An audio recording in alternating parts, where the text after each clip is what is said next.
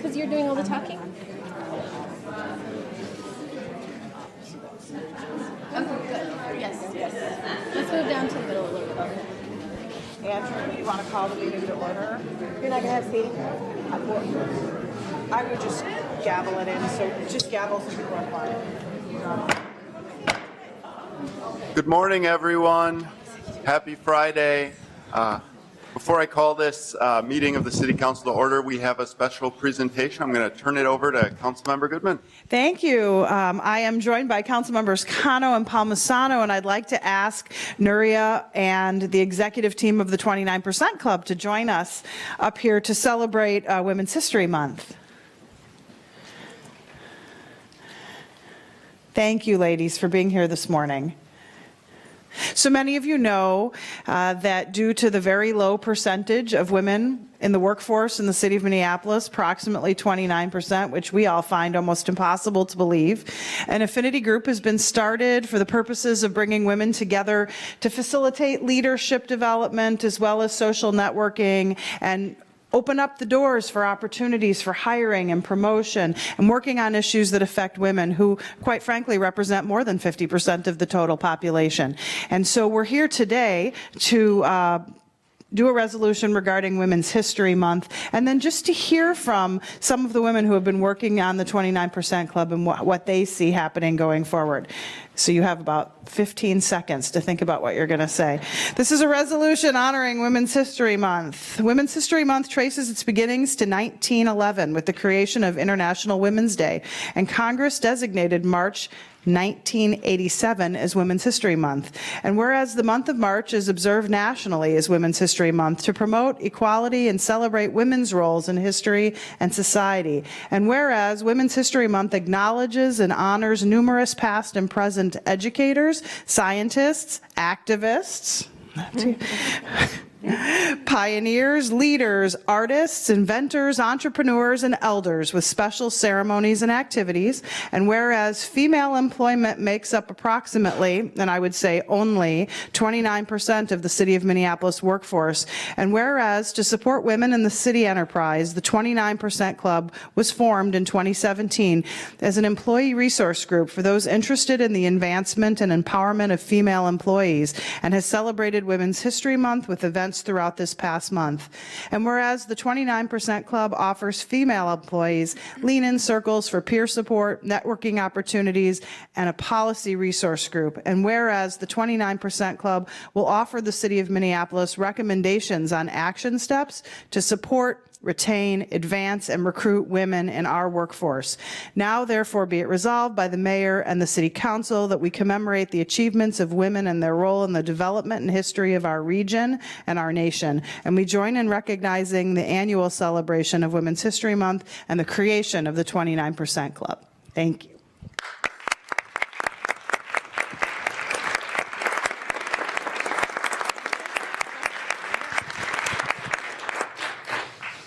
Thanks so much. My name is Nuria Rivera-Vandermeide, and I am proud to be executive sponsor of this group of these extraordinary women, and this is the leadership team. Feel free to say a few words as well, but they really do all the work.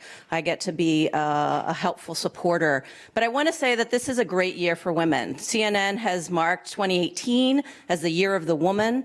Governor Dayton has also proclaimed March Women's History Month, and in so doing, noted that Minnesota, really, I should say, made another top 1 list and a top 1 for women across the nation. So really exciting to be part of this movement as we see internationally and nationally the Me Too and the Time's Up movement, women using their voices and being empowered. Men and our allies standing up with women saying enough is enough, and we are here for gender parity and moving forward on issues that really impact women in the workplace. It's exciting to be part of a group internally that is also stepping up to see how do we improve the workplace here in the city of Minneapolis. So really proud to be a part of this. Thank you. My name is Rebecca Malmquist. I work in the assessor's office, and I will say that the city of Minneapolis is a fantastic place to work. Wonderful, but it is very large. It is a very big city, and the 29% Club is a way to come together, to be together in a very intentional way, and that is the part that I am most proud of is that we get to see each other bring together people from different departments, from different areas of the city that work different shifts so that we can see each other and come together. Thanks, Rebecca. I'm Jen White, and I work now in the mayor's office, formerly with council. And I think the best part about the 29% Club is us being able to come together as women to support one another, both in our professional and personal development. And we have many women leaders here at the city who are very supportive of us as well. And I guess one of our biggest goals is to support one another's professional development and know that we have opportunities for growth and advancement here at the city. Suzanne Murphy. I work here at City Council for Councilmember Andrew Johnson. And I think a lot of what our aim has been in just the short time that the 29% has been around is to help women at the city not just survive, but thrive. And I think just raising the profile of women and the connectivity has been really great, but also a lot of the support from allies and the other 71% of the city has been helpful too. So it's just been really great also to get to know all the amazing women at the city. And like Rebecca said, in so many different parts of the city, women are doing so many different things, often as the only woman in their department. And just to be seen and see each other and raise the profile of our work, I think has been really amazing. Thank you all. Thank you very much. Thank you. Congrats.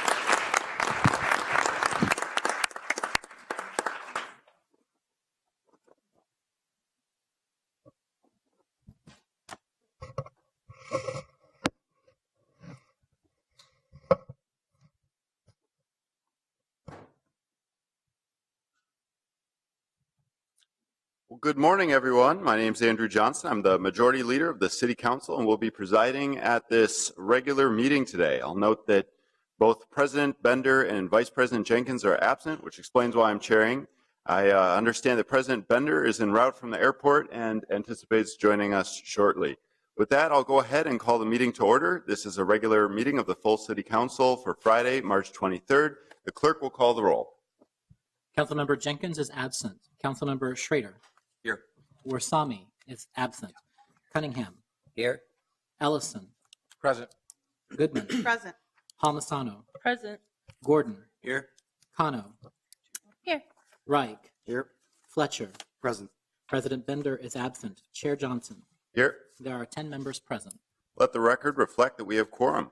Colleagues, the agenda for today's meeting is before us. Are there any amendments from council members? Not seeing any. A motion to adopt the agenda with that a motion to adopt the agenda is in order. So moved. Second. That carries. I'm sorry. All those in favor, please say aye. Aye. Those opposed, that carries. The agenda is adopted. Next, we have the minutes from our regular meeting on March 9th for acceptance. May I have a motion, please? Move acceptance, Mr. President. We have a motion and a second. Not seeing any discussion. All those in favor, please say aye. Aye. Those opposed, that motion carries. Those minutes are accepted. Finally, we have the referral of petitions, communications, and reports to proper committees. May I have a motion, please? So moved. Excellent. Any discussion? Not seeing any. All those in favor, please say aye. Aye. Those opposed, the motion carries and those referrals are made. The next order of business is reports from our standing committees, beginning with the Committee of the Whole. In the absence of the committee's chair, which is Vice President Jenkins, we'll have the report from its Vice Chair, Council Member Cunningham. Thank you, Mr. Chair. The Committee of the Whole brings forward one item. The item is the trail easement agreement with the Federal Reserve Bank of Minneapolis for a portion of the Cedar Lake Extension Trail. I move approval of this item. Councilmember Cunningham has moved approval of the committee's report. Is there any discussion? Not seeing any, the clerk will call the roll. Councilmember Schrader. Aye. Cunningham. Aye. Ellison. Aye. Goodman. Aye. Palmisano. Aye. Gordon. Aye. Kano. Aye. Reich. Aye. Fletcher. Aye. Chair Johnson. Aye. There are 10 ayes. That motion carries and the report is adopted. Next is the report from the Economic Development and Regulatory Services Committee given by that committee's chair, Councilmember Goodman. Thank you, Mr. Chair. The Economic Development and Regulatory Services Committee is bringing 13 items forward for approval this morning. Items number 1, 2, 3, 4, and 5 are new license recommendations. Item 6 are the monthly annual liquor business and gambling license applications. Items 7, 8, and 9 are business license operating conditions or reinstatement of licenses. Item 10 is a grant application to deed for public safety career pathways work. Item 11 is probably the largest item on the agenda. This is the modified redevelopment terms with United Properties for the Nicollet Hotel Block development. Item 12 is funding recommendations for our Business Technical and Assistance Program, fondly referred to as BTAB. And item 13 is the census tract ranking for the Federal Opportunity Zone Program. With that, I will move all items 1 through 13 for approval this morning. Councilmember Goodman has moved approval of the committee's report. Is there any discussion? Not seeing any, the clerk will call the roll. Councilmember Schrader. Aye. Cunningham. Aye. Ellison. Aye. Goodman. Aye. Palmisano. Aye. Gordon. Aye. Kano. Aye. Wright. Aye. Fletcher. Aye. Chair Johnson. Aye. There are 10 ayes. That motion carries and the report is adopted. Next is the report from the Enterprise Committee given by that committee's chair, Councilmember Palmisano. Thank you, Mr. Chair. Fitting for Women's History Month, we have 2 items to submit for your approval today. The first is the appointment of a new city coordinator, and that's Nuria Rivera Vandermeid. And the second is the reappointment of City Attorney Susan Siegel. I'm happy to answer any questions. And do you move that report? Yes, I move those 2 items. Excellent. Councilmember Palmisano has moved approval of the committee's report. Is there any discussion? Councilmember Kano. Thank you, Mr. Chair. I just wanted to speak on these 2 appointments because I've had the opportunity to work with both Nuria and Susan Siegel over the past several years. So I'm very proud to be casting my vote in favor of both of these appointments today. And I just wanted to commend Nuria for all of the energy and focus and hard work she brings to the city. I saw the work that she did in leading the minimum wage efforts and paid sick efforts forward, and I think we are honestly very, very lucky to have such a strong candidate considering this position and being appointed by our mayor and wanting to take on the challenge of leading the city with us. Naturally, Nuria being of the Latino community, for me, it's also a sense of pride. And I know that she's been really involved in the Puerto Rican efforts to provide relief to Puerto Rico when there was a lot of challenges there with the most recent impacts there in the country. So that also adds to the type of profile that she brings to the city. And I'm really glad to see that community groundedness in her work. Additionally, also with Susan Siegel, she's had a lot of work done in the Little Earth community, which is one of the communities that suffers the most from the disparities in wealth, disparities in health. And I've been really proud to be able to work with her on not only addressing the crime and safety challenges in that community, but also in addressing commercial sexual exploitation throughout our city. So I'm very proud to be supporting these 2 very strong, prominent female leaders today. So thank you. Thank you, Councilmember Kano. Any additional discussion? Not seeing any. Councilmember Gordon. Thank you. I thought maybe I could speak briefly on number 2. My plan is to vote no, and I thought a little explanation might be worthwhile. I suspect I may be the only council member who's voting no on this, and I think that's an indication of, I think that this is a difficult decision for me. I know that during the process of the public hearing, we heard lots of comments, lots of information came in. I think there was lots of concerns that were raised, and many of those resonated with me. But rather than look back, I also want to acknowledge that I've certainly seen the city attorney and worked with her and on many projects together and appreciated her hard work and her intelligence. I think one of the things I hope we can do here is pivot a little bit in the city attorney's department and the work that we do. I think too often as a country, and blame elected officials here also for that, who's been offering the guidance and who's been leading the work of the city attorney's office. Well, policymakers are involved in that.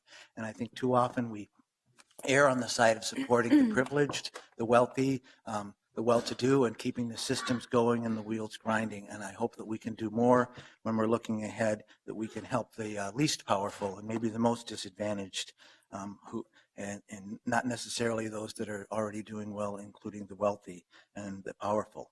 I think that we can do more to stand up to some of the biggest, most powerful actors, some of our biggest banks that seem to sometimes take advantage of us in the most dramatic ways in our city and have caused damage there. I also think that we need to look out for people's free speech rights. I think that if we can't function as a government if we don't make sure that we're protecting people's right to assemble and to protest and to be there and to maybe even stay a little bit too long in the IDS Crystal Court after a protest or things like that without thinking then that they're going to be targeted and subject to prosecution.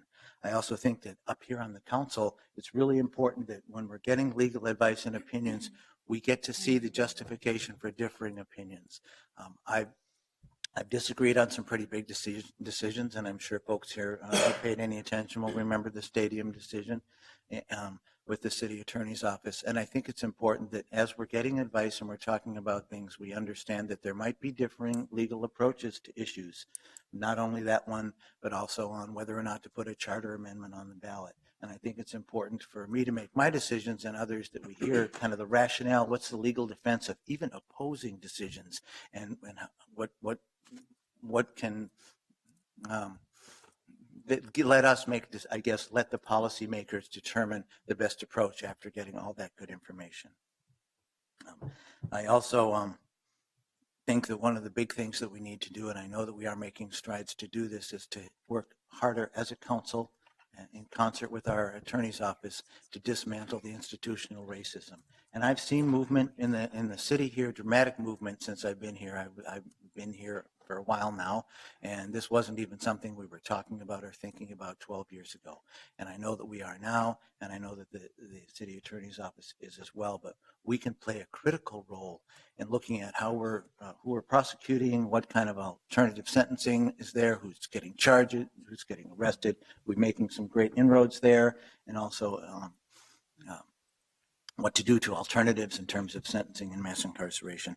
I'll probably be sharing this, but I just noticed something that came from the district attorney out in Philadelphia with a whole, I think people should look at this. I think that's somebody who was elected there, and he ran on a whole platform of what can we do to dismantle institutional racism and mass incarceration. And there's a whole list of ideas and proposals there that I look forward to working with going forward. With my colleagues on the council, but also with the city attorney, Susan Siegel.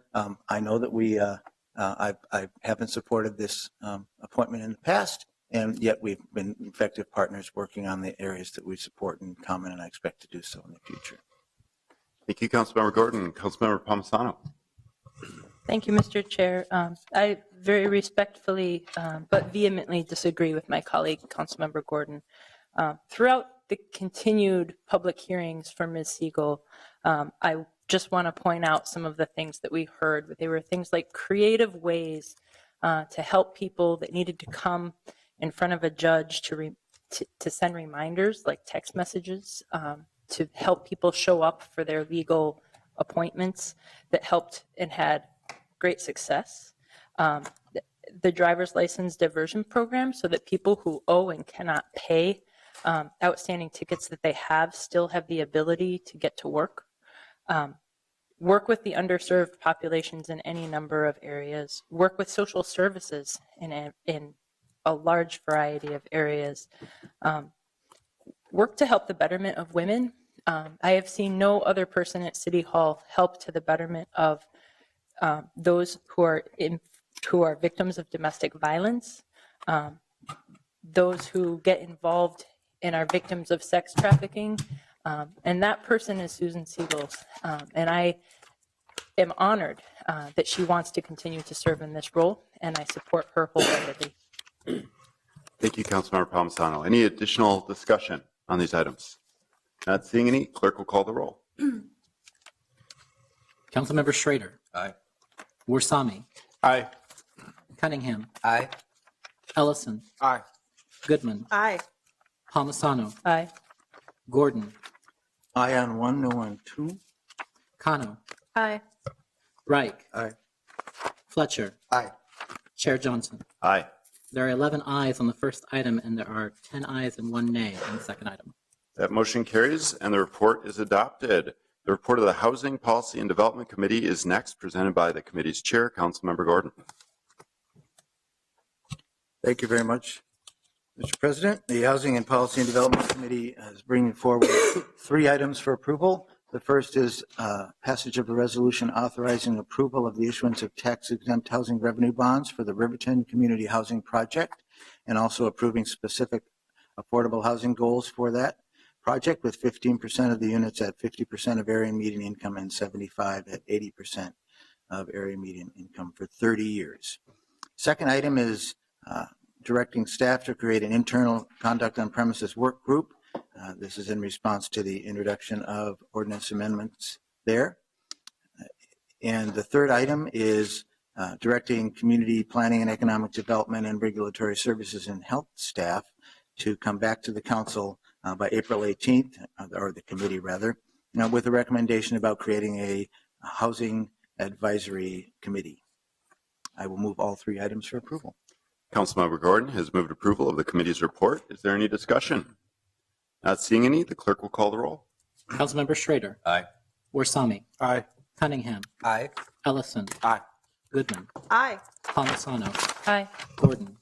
Aye. Kano. Aye. Wright. Aye. Fletcher. Aye. Chair Johnson. Aye. There are 11 ayes. The motion carries, and the report is adopted. Next, we have the Intergovernmental Relations Report. I've asked Councilmember Wright to present that report this morning. Thank you, Mr. Chair. The committee forwards 3 items today for consideration. Item 1 is a passage of a resolution supporting Governor Mark Dayton's bonding recommendation to invest $50 million in regional bus rapid transit projects, including the D-Line. Item 2 is approving the update of the 2018 legislative agenda and policy positions to support the governor's recommendation for $50 million for bus guideway and express bus development programs. Item 3 is approving the city's position supporting robust environmental policies, focused on improving air, water, soil quality, including proactive measures to reduce carbon emissions, and opposition to mechanisms designed to maintain existing nuclear power plants or reclassify existing plants as carbon reduction facilities. I move all items as submitted, Mr. Chair. Thank you, Councilmember Reich. Councilmember Reich's moved approval of the committee's report. Is there any discussion? Not seeing any, the clerk will call the roll. Councilmember Schrader. Aye. Warsame. Aye. Cunningham. Aye. Ellison. Aye. Goodman. Aye. Palmisano. Aye. Gordon. Aye. Kano. Aye. Wright. Aye. Fletcher. Aye. Chair Johnson. Aye. There are 11 ayes. That motion carries, and the report is adopted. Next, we have the Public Health, Environment, Civil Rights, and Engagement Committee, and that report will be given by the committee's chair, Councilmember Cunningham. Thank you, Mr. Chair. The Public Health, Environment, Civil Rights, and Engagement Committee brings forward 6 items. The first is Transgender Equity Council appointments of the council appointment of Charlie Ito, seat 9, and mayoral appointment of Timothy Beaver, seat 12. The second is authorizing a non-disclosure agreement with Xcel Energy to more accurately calculate future fuel charges from Xcel Energy. The third is agreement with Minnesota Campus Compact for a Vista volunteer. 4 is a grant from Hennepin County for the Health Mentor Model Program. 5 is an amendment to the appropriation for grant from the National Marrow Donor Program. And number 6 is the passage of a resolution supporting Earth Hour 2018 on Saturday, March 24th, 8:30 p.m. to 9:30 p.m. and also supporting Audubon's Lights Out campaign, which encourages building owners to turn off their lights during spring and fall migration. And one additional piece of information I wanted to share. I see a lot of Tobacco 21 advocates here. On Monday at the Peace Committee, we will be setting the public hearing for that piece of legislation. So I move approval of these 6 items. Councilmember Cunningham has moved approval of the committee's report. Is there any discussion? Not seeing any, the clerk will call the roll. Councilmember Schrader. Aye. Warsame. Aye. Cunningham. Aye. Ellison. Aye. Goodman. Aye. Palmisano. Aye. Gordon. Aye. Kano. Aye. Wright. Aye. Fletcher. Aye. Chair Johnson. Aye. There are 11 ayes. That motion carries, and the report is adopted. Next, we have the report from the Public Safety and Emergency Management Committee, given by its chair, Councilmember Kano. Thank you, Mr. Chair. The Public Safety and Emergency Management Committee brings 3 items forward today. Number 1 is the reappointment of the Director of Emergency Management, Mr. Barrett Lane. Second item is a contract amendment with the Minnesota Homeland Security and emergency management for the bomb disposal units. And item number 3 is the contract with the University of Minnesota for Minneapolis Police Department bomb detection at TCF Stadium for football, soccer, and homecoming events. So I would like to move approval of these 3 items forward. Councilmember Kano has moved approval of the committee's report. Is there any discussion? Not seeing any, the clerk will call the roll. Councilmember Schrader. Aye. Warsame. Aye. Cunningham. Aye. Ellison. Aye. Goodman. Aye. Palmisano. Aye. Gordon. Aye. Kano. Aye. Wright. Aye. Fletcher. Aye. Chair Johnson. Aye. There are 11 ayes. That motion carries and the report is adopted. The report of the Transportation and Public Works Committee is next and will be given by its chair, Councilmember Reich. Thank you, Mr. Chair. The committee forwards 8 items today. Item 1 is the Mid-City Industrial Street Reconstruction Project Approval, Assessment, and Areaway Abandonment. Item 2 is the Nokomis Area Residential Street Resurfacing Project Approval and Assessment. Item 3 is the Plymouth Avenue North Street Resurfacing Project Approval and Assessment. Item 4 is the Brooklyn Boulevard Reconstruction Project, and it's a cooperative agreement with the City of Brooklyn Center. Item 5 is the request for proposals for industrial electrical engineering, planning and design, and construction services. Item 6 is the contract with Metro Transit for Route 5 Transit Signal Priority. Item 7 is the Metropolitan Council Environmental Services wastewater reuse related amendments to the water resource policy and the comments that we made through staff. And item 8 is accepting the low bid for Fridley Campus sanitary sewer improvements. Mr. Chair, I move all items as submitted. Councilmember Reich has moved approval of the committee's report. Is there any discussion? Not seeing any, the clerk will call the roll. Councilmember Schrader. Aye. Warsame. Aye. Cunningham. Aye. Ellison. Aye. Goodman. Aye. Palmisano. Aye. Gordon. Aye. Kano. Aye. Wright. Aye. Fletcher. Aye. Chair Johnson. Aye. There are 11 ayes. That motion carries and the report is adopted. Next is the report by the Ways and Means Committee presented by its chair, Councilmember Warsame. Thank you, Mr. Chair. The Ways and Means Committee has 15 items to bring to the full council. The items are as follows. Item number 1 is a 5-year Chapter 475 capital improvement plan and bonds for the East Side Storage and Maintenance Facility, City Hall renovations, and the new office building Public Service Center. Item number 2 is a grant from the American Society for the Prevention of Cruelty to Animals for an upgraded sanitation systems at Minneapolis Animal Care and Control. Item number 3 is a confidentiality and non-disclosure agreement with Berkeley Risk Administrators Company, LLC, for protection of employee medical records. Item number 4 is bid for Minneapolis Convention Center expansion restroom remodel project. Item number 5 is authorizing participation in the Minnesota Municipal Money Market Fund for the investment of city funds. Item number 6 is a rollover of 2017 funds to the 2018 general appropriation. Item number 7 is selling fixed rate bonds to refund the remaining portion of the Target Center renovation project loan. Item number 8 is a best value contracting for the unitized facade for the consolidated office building project. Item number 9 is a contracts with KCI Conservation and Midwest Arts Conservation Center for the pool of qualified art conservators.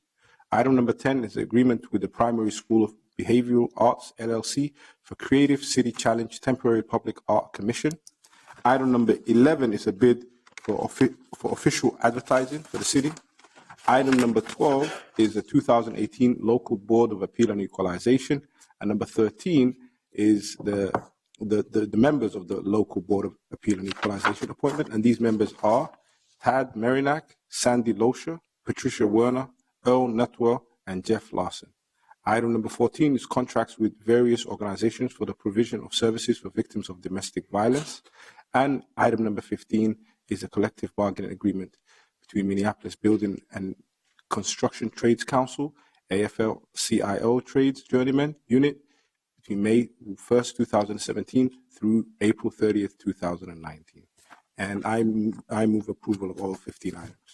Councilmember Warsame has moved approval of the committee's report. Is there any discussion? Not seeing any, the clerk will call the roll. Councilmember Schrader. Aye. Warsame. Aye. Cunningham. Aye. Ellison. Aye. Goodman. Aye. Palmisano. Aye. Gordon. Aye. Kano. Aye. Reich. Aye. Fletcher. Aye. Chair Johnson. Aye. There are 11 ayes. That motion carries and the report is adopted. Finally, we have the report by our Zoning and Planning Committee presented by that committee's chair, Councilmember Schrader. Thank you, Mr. Chair. The Zoning and Planning Committee has 5 items for approval today. The first is the approval of an interim use permit for Verizon Wireless. The second is the approval of a rezoning for Harlem Irving Companies. The third is the approval of a utility easement vacation for Metro Transit.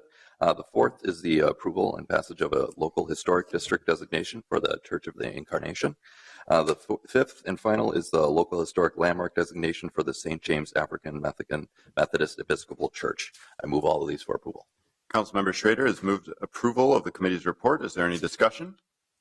Not seeing any. The clerk will call the roll. Councilmember Schrader. Aye. Warsame. Aye. Cunningham. Aye. Ellison. Aye. Goodman. Aye. Palmisano. Aye. Gordon. Aye. Kano. Aye. Reich. Aye. Fletcher. Aye. Chair Johnson. Aye. There are 11 ayes. That motion carries and the report is adopted. The next order of business is reports of special committees. We have some items forwarded by the executive committee this cycle, and I've asked Councilmember Gordon to present that report. Thank you very much, Mr. President. There's 2 items from the executive committee that are coming to us today. The first is receiving and filing the appointment of Velma Corbel with a nomination and referring that to the Public Health, Environment, Civil Rights, and Engagement Committee for setting a public hearing. And then that nomination is Velma Corbel for the Director of Civil Rights. And the second is approving an appointed position in the Human Resources Department for a new Director of Learning and Development Solutions. And this is funded, and we were redefining a new position at a lower pay scale. So the funding for this was already there, but they're creating this new position for the department. And I will move both items for approval. Councilmember Gordon has moved approval of the executive committee's report. Is there any discussion? Councilmember Cunningham. Thank you, Mr. Chair. I just wanted to first speak to number 1, saying that I am excited and grateful that this reappointment is moving forward to my committee.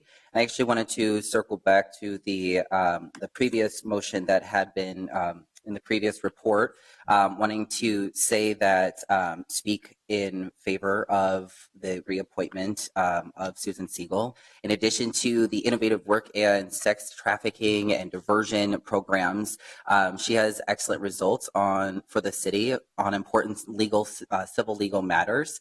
And one of the ones that I wanted to speak to that I felt like was overlooked was ranked choice voting. She successfully defended the city's ranked choice voting system against a lawsuit challenging its constitutionality. And she also defended successfully sick and safe time and minimum wage ordinances, going up against law firms that had 220 attorneys. And because of the fact that she advised the city to go about it through an ordinance rather than a charter is what helped make that a successful legal case. So I just wanted to circle back on some of those items that were mentioned earlier. Thank you, Mr. Chair. Thank you, Councilmember. Any additional discussion? Not seeing any. The clerk will call the roll. Councilmember Schrader. Aye. Warsame. Aye. Cunningham. Aye. Ellison. Aye. Goodman. Aye. Palmisano. Aye. Gordon. Aye. Kano. Aye. Reich. Aye. Fletcher. Aye. Chair Johnson. Aye. There are 11 ayes. That motion carries, and the referral of those items from the executive committee has been approved and is indicated on the agenda. The next order of business is the introduction referral calendar. First, pursuant to notice, a motion by President Bender and Councilmember Ellison to introduce the subject matter of an ordinance amending the Housing Code and referring to the Housing Policy and Development Committee proposed amendments for renter protections. Is there any discussion on this introduction? Not seeing any. All those in favor say aye. Aye. Those opposed say no.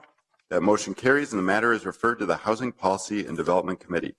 Next, pursuant to notice, a motion by Councilmember Reich to introduce the subject matter of an ordinance amending the traffic code and referring to the Transportation and Public Works Committee proposed amendments for bicycle sharing operations.